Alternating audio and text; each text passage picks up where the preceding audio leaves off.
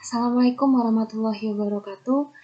Kita masuk ke subbab selanjutnya, yaitu kita masuk ke dalam 3.2, yaitu teorema limit. Dulu SMA sepertinya kalian sudah mempelajari tentang sifat-sifat limit ya. Jadi seperti yang di SMA itu akan kita analisis, maksudnya lebih lanjut, kenapa sifat itu bisa muncul di pelajaran waktu SMA dahulu.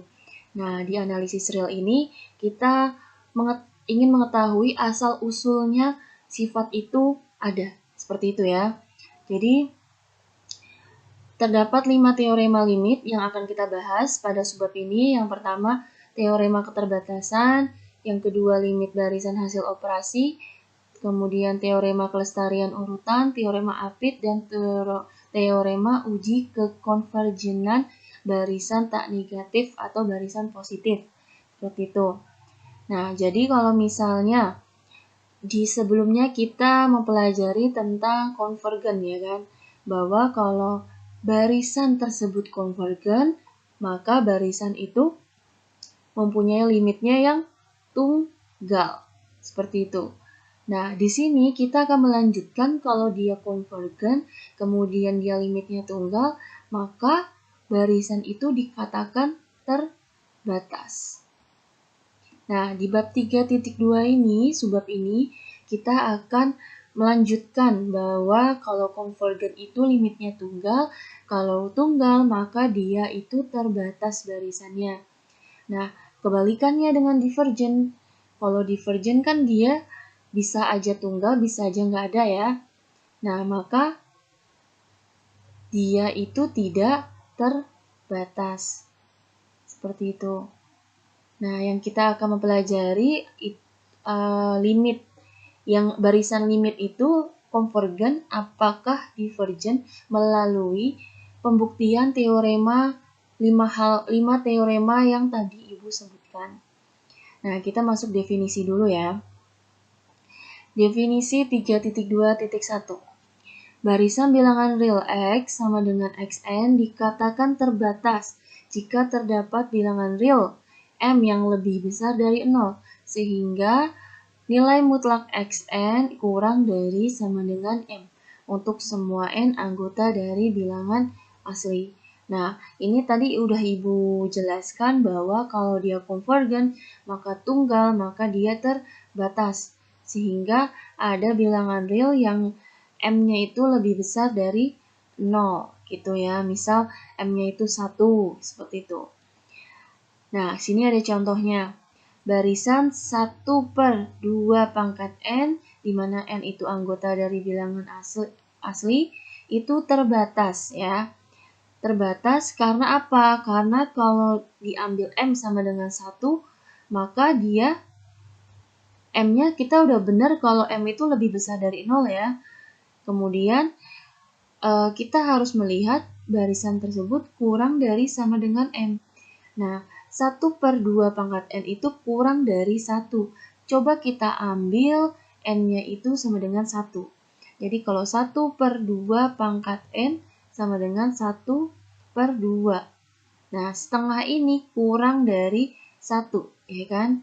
Nah, terbukti kan? Di sini ada, anggap aja ini yang pertama, kemudian ini yang kedua. Jadi, ini yang pertama, kemudian ini yang kedua. Seperti itu, ya. Kemudian kita masuk ke teorema. Nah, teorema 3.2.2 ini merupakan teorema keterbatasan. Ya. Keterbatasan. Kalau yang awal tadi definisi terbatas, kita akan masuk ke teorema keterbatasan. Jika X barisan bilangan real yang konvergen, otomatis dia tunggal dan dia juga terbatas, maka X itu terbatas. Misalkan limit Xn sama dengan X dan epsilon sama dengan 1, maka terdapat bilangan asli K. Dimana kan kalau kemarin kita sudah mempelajari K itu sama dengan K dengan epsilonnya 1 ya. Jadi 1 ini asal mulanya dari epsilon. Gitu ya. Sedemikian hingga berlaku Masih ingat ke xn kurangin x kurang dari epsilon, ya kan awalnya. Nah, karena epsilon nilainya 1, kita udah terdefinisi ya, maka kita langsung tuliskan berlaku mutlak dari Sn kurang X itu kurang dari 1. Untuk semua N lebih besar sama dengan K, jika kita menaruhkan ketidaksamaan segitiga, ini sama ya, seperti yang awal, yang kemarin, pertemuan kemarin, bahwa kalau ada A tambah B nilai mutlaknya, itu kurang dari sama dengan mutlak A ditambah mutlak B, dipisah. Kalau kedua hal variabel ini dipisah, maka harus kurang dari sama dengan. Nah, di sini ada xn kurangin x ditambah x. Kita ingin memisahkan si xn kurang x-nya ini, maka kita menggunakan ketidaksamaan segitiga, jadinya kurang dari sama dengan. Kemudian xn kurang x itu kan kurang dari 1. Maka yang tadinya kurang dari sama dengan kita ubah menjadi kurang dari saja karena agak menyesuaikan yang berlaku tadi yang di sini. Nah, jadi 1 plus x seperti itu. Jadi jika dipilih m itu supremum dari x1, x2 sampai x tambah 1, berlaku xn itu kurang dari sama dengan m. Ya. Gitu. Nah, di sini kan awal sudah definisinya benar ya kalau xn nilai mutlak xn itu kurang dari sama dengan m. Seperti itu ya.